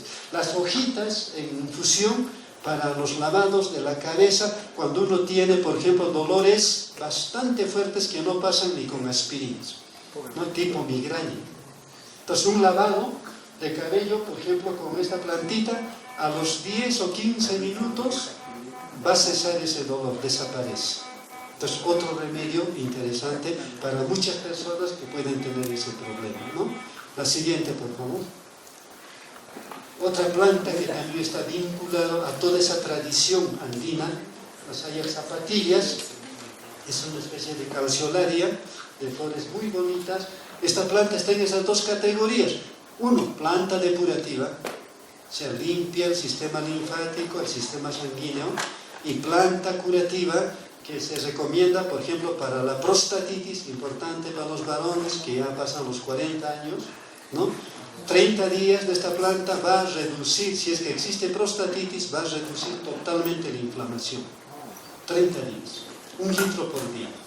¿Ya? Y otra información, esta plantita es una de las pocas que llega a curar lo que llamamos la gota, que es una afección muy dolorosa en las articulaciones, especialmente en los talones, cuando una persona no puede ni caminar y cada vez que pisa grita de dolor. Es acumulación de ácido úrico. ¿Y qué nos ayuda a eliminar ese ácido úrico de las articulaciones? Incluso las artrosis. Esta planta. Interesante. Por eso digo, la medicina moderna no sería interesante para estos casos de enfermedades, por ejemplo, deformativas, etcétera, etcétera. También recomendar plantas. ¿A cuántas personas podríamos ayudar desde los mismos centros oficiales de salud? Sin ningún problema. Inclusive con menos gasto en presupuesto de estar comprando fármacos de laboratorios, ¿no? Hay una ventaja interesante, ¿no? La siguiente. El yaque. Este es un alimento olvidado que está mencionado también en las crónicas. Existe, esta es una foto en Yucay, a la orilla del río, de la sequía de agua, y esta planta, por ejemplo, vemos en todo sitio donde hay humedad, ¿no? Y esta plantita se consumía, las hojas, muy similar a la que ahora consumimos la selga. Esa sería la selga andina. Pero si comparo nutricionalmente, bromatológicamente, composición de la selga, de la espinaca, con esta planta tiene 10 veces mejor valor nutricional en minerales, en vitaminas. Y está botada, olvidada. Ya nadie come. Entonces, otro tema de reflexión para volver a retomar y, por ejemplo, a manera de experimentación, que es importante como una herencia de los antepasados, ser prácticos, pragmáticos, probar para creer. Si conocemos la planta, recojamos las hojitas limpias, verdecitas, a ver, preparemos una ensalada, ¿no? Con su aceitito de oliva, con su limón, con su salsita, combinado con lo que quieran, cebolla, lo que quieran. Exquisito. Si quiero preparar un pastel, por ejemplo, popularidad, un pastel de acelga, ¿no? A ver, hago un pastel de esto. Si con un trozo de acelga me lleno, con esto voy a querer comerme todo el pastel yo solo, porque es tan agradable que no me canso de comer. O sea, rico. O sea, no como por comer, sino de gusto, disfruto. Es lo que tienen estas plantas. Entonces, fuente de alimentos importantes que no debemos dejar de consumir. Por eso digo otra vez, paradójicamente, niños desnutridos, población que no tiene nada que comer por la crisis económica, falta de trabajo, etcétera, etcétera. Nos seguimos quejando de los mismos problemas, pero en la agrobiodiversidad, o la biodiversidad local, están las plantas a la mano. Esta es la fuente de hierro para la anemia, fuente de magnesio, de zinc. Entonces, la parte cultural que tenemos, es importante seguir revisando, recuperando, para nuevamente estos alimentos vuelvan al consumo de la población, de nosotros. Y nosotros seamos los vehículos para demostrar y animar a todas las personas, a los vecinos, a la familia, a los compañeros de trabajo, para volver a consumir. Son alimentos de primer orden. Y acá en el turismo, ¿qué perdemos? Por ejemplo, perdemos la oportunidad de ofrecer alimentos realmente, o sea, alimentos de alto valor nutricional. Acá nos hemos ya vanagloriado porque la cocina novoandina, ¿no? La quinoa, el tario, un poco. Pero ¿dónde están las 700 y pico plantas que faltan de valor? Este es reto inclusive para la gastronomía, para los restaurantes que están, por ejemplo, vinculados por ejemplo, al sector turístico, ¿no? Y por supuesto también a los que preparan la comida, por ejemplo, para la población en general. Aquí ofrece un restaurante, por ejemplo, una sopita con estas hojitas, como lifcha, llaman. Pero empecemos en la casa, porque la planta lo conocemos y lo tenemos a disponibilidad si vamos al campo, ¿no? Pero es interesante las salidas de campo, ¿no? Y ojalá haya una posibilidad de irnos al campo para in situ decir, mire, esta planta, ¿no? Si no conocías, te lo presento, se llama tal cosa. Y no olvidemos el valor nutricional o medicinal que tiene, ¿no? La siguiente. Otra plantita muy, ¿no? La fotografía también muy interesante es el suyusuyu, que acaba de secar y está en fructificación en este momento en el Valle de Cusco, ¿no? Es una plantita, por ejemplo, cuyas hojas no tienen efecto abortivo, de ahí viene el nombre quechua, suyu. Suyo es aborto. Entonces las hojitas tienen efecto abortivo, ¿no? Y en el campo tienen mucho cuidado, por ejemplo, que si la vaquita está en gestación, o la ovejita, o la alpaquita en gestación, tienen mucho cuidado que no se coman, porque es dulce. Entonces es palatable, entonces el ganado se puede comer. Un poquito se come, va a abortar. Entonces es una planta abortiva, pero maravillosamente tiene las raíces, tiene papitas, ¿no? Papitas pequeñas de color blanquecino, y esas papitas eran alimento en el antiguo, es otro de los 730 alimentos olvidados del antiguo Perú. Entonces miren, las hojas abortivas y los tubérculos, ¿no? Las papitas nutritivas, y se consume cruda, solo escarbo, al igual que el yacón, como fruta. Y justamente el nombre científico, ¿no? Bomarea dulcis. ¿Por qué? Porque justamente la raíz es dulce, las papitas son dulces y es nutritivo. Y eso crece en abundancia en Sacsayhuamán, en Aguabuena, en toda la zona circundante acá del Valle de Cusco. Y otra vez, donde hay niños desnutridos, donde hay personas con enfermedades crónicas, ahí está la planta esperando que los volvamos a utilizar. La siguiente.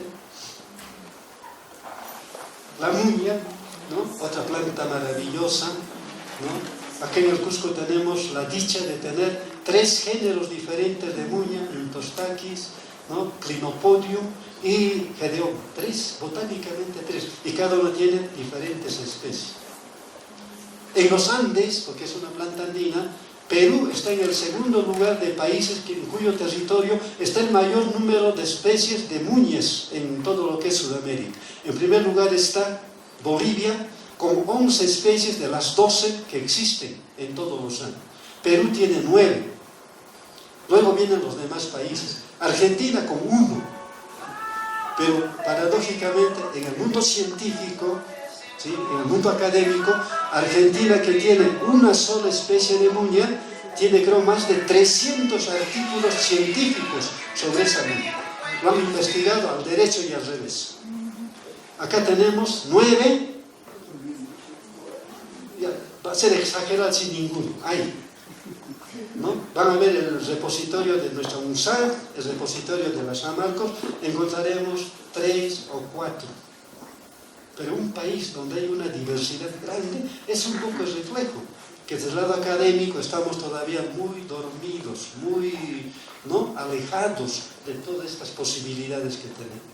Argentina, aparte de comprobar el efecto, miren, el efecto digestivo, Entonces, Argentina nos dice el cromatograma, la cromatografía del aceite esencial de la muña que han investigado tiene diferentes 36 fracciones, si mal no me equivoco. Una de ellas, por ejemplo, son lo que se llamamos las mentonas. Y las mentonas están estrechamente vinculadas al efecto digestivo de la planta. Por ejemplo, para los cólicos. Esa misma muña tiene mentón, porque es familia de la menta, sería la menta andina. Y el mentón está íntimamente vinculado con el efecto terapéutico para las vías respiratorias, ¿no? Como expectorante, como broncodilatador y como antimicrobiano. Y luego vamos a tener, por ejemplo, un componente que los argentinos han encontrado, y ese componente le han dado el efecto que eleva, claro, mejora el funcionamiento de nuestro sistema inmunológico. O sea, es una vacuna natural. O sea, mire, inmunoestimulante, científicamente comprobado. Ahora, por esa razón le digo, ¿por qué los incas también esta planta no solamente lo utilizaban en mates, sino también se consumía como verdura? O sea, las hojillas de esta muña eran también alimenticias. Entonces, está corroborando el efecto, benéfico que tenía para la alimentación. Y así vamos encontrando, mire, diferentes temas interesantes sobre estas plantas, ¿no? Ahora, nos han dicho que la muña, por ejemplo, es bueno para las gastritis por Helicobacter. Entonces, cuando me dicen la muña, yo puedo tranquilamente tomar esta muña que es Mintos taquis, pero no me va a hacer efecto para la gastritis. Entonces he hecho una investigación gracias al interés de un amigo, colega, él es químico farmacéutico, docente en la Universidad Mayor de San Marcos en farmacia y bioquímica. Él ha hecho el primer trabajo de investigación en el Perú para detectar cuál de las muñas era el que tiene efecto para la gastritis por el Helicobacter, y nos menciona que es la cuñumuña, la otra muña de hojas más pequeñitas como el orégano, y crece, por ejemplo, a la altura de Sacsayhuamán y Tamumaché. Pues a ojos cerrados, los que tienen gastritis o conocen personas que tienen gastritis por Helicobacter pueden tomar la infusión en mate de esa cuñumuña con seguridad. Ya está estudiado científicamente. ¿Ya? La siguiente. El ñuqchu, otra planta maravillosa, ornamental, medicinal, simbólica, ¿no? Como simbólico, los antiguos peruanos, por ejemplo, lo utilizaban como planta para realizar las ceremonias, los rituales al dios de la destrucción en la naturaleza, para evitar que haya cataclismos, haya terremotos. Llegan los españoles, ven esa práctica y nos imponen el dios católico con la misma función, nuestro Taitacha de los temblores. ¿Qué es lo que queda de toda esa juxtaposición o ese sincretismo religioso? El uso de las flores. El Taitacha, ¿con qué se le adorna? ¿Con qué se le hace la corona? Las guirnaldas son exclusivamente con las flores de ñuqchu. ¿No? Interesante también todo ese cambio que hubo, por ejemplo, en los temas, por ejemplo, de la religiosidad andina, luego con la imposición de la religiosidad católica cristiana, ¿no? Ahora, terapéuticamente esas flores para la tos, hasta hoy día. Una planta recomendable para una afección de tos, tomar un puñadito de las flores en 1 litro de agua hervida, tomar durante el día hasta terminar, en 1 o 2 días ya no hay tos. Maravilloso. No necesito tomar plantas, o productos, de farmacia necesariamente, ¿no? La siguiente. Ayatica, otra planta simbólica, haya muerto, la flor de los muertos. Yo veía esta planta, por ejemplo, el uso tradicional en la familia, por ejemplo, en el Ayamarca Iquillo, que es el mes de noviembre, mes de los difuntos. Ahora es un solo día, ¿no? 2 de noviembre es el único día de los difuntos en la fiesta católica cristiana, pero en el mundo andino era todo el mes, ¿no? Ayamarca Iquilla. Y justamente esta plantita, yo veo a mis abuelos cuando hacíamos la ofrenda para los difuntos, con todos los productos, la comida, las bebidas, ¿no? Según la cosmovisión, que le gustaba a nuestros antepasados, que ese día nos iban a visitar a la casa para pasar junto con ellos ese día, se ponía un ramo de flores de ayatica, la cosmovisión, estas flores eran como las ventanas que permitían que los espíritus antepasados vengan del Ucupacha y entren por ese día al Caipacha para estar junto a nosotros, como una ventana interdimensional. Interesante. Ahora eso ya no se hace mucho, ¿no? Ahora ya se ha trastocado también el tema, por ejemplo, de las ofrendas, ¿no? Que hacemos tanto en Todos Santos o el Día de los Difuntos, también como en los rituales que hacemos a la Madre Tierra, etc. Ya un poco ha cambiado, ¿no? Terapéuticamente, por ejemplo, para el mal viento, donde el mal viento, soroche, qué sé yo, se utiliza igual que la ruda, ¿no? En fricciones en la cabeza, en la frente, hacia atrás, inhalando un poco y luego arrojando lejos esas ramitas que hemos utilizado. Y maravillosamente el problema, el malestar que teníamos desaparece. Por ejemplo, la baja de presión, las ganas de vomitar, etc., desaparece inmediatamente. Maravilloso. Entonces, una planta medicinal y una planta simbólica. Y como ornamental, ni hablar, una planta preciosa, ¿no? Como planta ornamental. En el mundo andino tenemos más de 300 plantas andinas con un fin ornamental, pero no lo aprovechamos. Preferimos los lirios, preferimos las rosas que se importan, etc.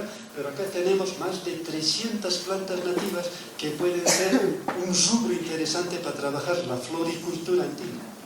Y miren, como esta plantita, como el ñucho y otras que conocemos, ¿no? La siguiente, el yauquitlic, que también es abundante en nuestro medio, también está en el Jardín Botánico acá de San Francisco, una planta que simbólicamente, ahí están las crónicas, ¿sí? Era la única leña que se utilizaba para quemar las ofrendas, para hacer el fuego de las ofrendas. Ahora, ¿qué utilizamos? Eucalipto o cualquier otra ley, pero culturalmente en la corona andina me parece que la única leña en esta región, por lo menos, la que se utilizaba para generar fuego en las ofrendas, o sea, la huilca niña, el fuego sagrado, era justamente con la leña de yauyití. Ahora, la gran pregunta es ¿por qué? Estamos investigando, porque hay una respuesta, como en las otras plantas que he explicado, ¿no? Tiene que haber una respuesta. Entonces seguimos con el tema de la investigación, ¿no? Pero terapéuticamente, estas flores también maravillosas para la tos. Y miren, hay una cosa interesante. Plantas de altura, por ejemplo, puna, donde por el clima natural, las enfermedades más comunes van a ser las infecciones respiratorias, en el mismo medio, en el mismo piso ecológico, encontramos plantas que me van a curar de esas enfermedades. Hay una correspondencia maravillosa. O sea, de manera natural, por el clima me va a dar afecciones respiratorias. Pero a la mano tengo, la Pachamama me pone plantas que me van a curar esas enfermedades. Hay una correlación, pues, de pisos ecológicos, de clima, ¿no? Con la diversidad de plantas que tenemos en cada zona. Entonces, es otro tema que estamos investigando, o sea, ¿por qué esa relación, no? Muy, muy interesante. Eso hay muchas cosas todavía por seguir aprendiendo. Estamos 35 años en este tema, y diré con sinceridad, no he llegado creo ni al 10% de todos esos conocimientos que tenían nuestros antepasados, ¿no? Bueno, 10% no sé en cuánto tiempo, ¿no? Y si seguimos hablando, podemos seguir hasta mañana, pasado mañana, no vamos a acabar con la diversidad. Entonces, hay dos cosas, mediante la dirección, como están escribiendo, están dejando seguramente correo o teléfonos, se les va a hacer llegar el librito, 2 o 3 libritos que les va a interesar, incluso uno de Herrera, que es muy interesante, otro que yo con el colega Olazábal publicamos hace años en el Bieplan, y otro librito de una amiga, una bióloga suiza, que hizo su doctorado, vino desde Suiza, a hacer su doctorado con plantas medicinales de Cusco. Acá, ¿cuántos doctorados habrá con plantas medicinales? Entonces, ese tema. Entonces, ahí finalizo.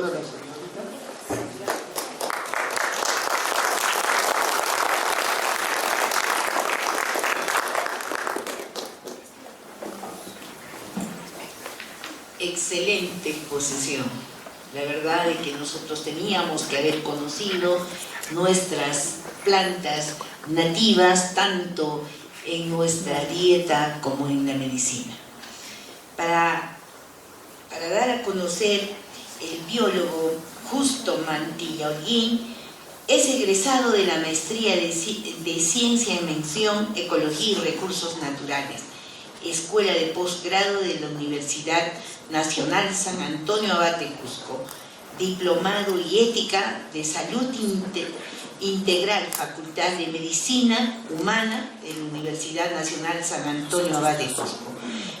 También es miembro fundador del Instituto de Ecología de Plantas Medicinales y EPLAN, asociación civil dedicada a la investigación botánica, etnobotánica y cultivo de la organización de plantas medicinales, aromáticas y andinas, promotor del emprendimiento de los productos naturales, ILLA, Ecología y Plantas Aromáticas, ex docente de la Escuela Profesional de Enfermería de la Universidad Tecnológica de los Andes, filial Cusco, ex docente en el área de botánica de la Facultad de Ciencias Biológicas de la UNSAC y asesor intelectual de la Cofradía Cultural Capaj Yachay. Acción del Centro de Investigación Botánica INQUIL de la Facultad de Ciencias Biológicas de la UNSAC, miembro honorario de la Asociación Cultural Ayllupanaca, y ha publicado los siguientes libros: Cultivo y transformación de las plantas medicinales del Cusco, 1990. Manejo racional de las plantas medicinales en el Valle Sagrado de los Incas, 1996. Pachamama, Hampi, Coracuna, las plantas medicinales de las cuales muestra de la Madre Tierra, comunidades campesinas de Cuyo Grande, de Zacaca, Pisa, Cusco, el año 2002. Cultivando Salud en los Andes del año 2008. Y finalmente tenemos la revalorización de la medicina tradicional en el sitio arqueológico de Huayna Taucaray, Cusco, y auspicio de la Dirección Desconcentrada de Cultura Cusco.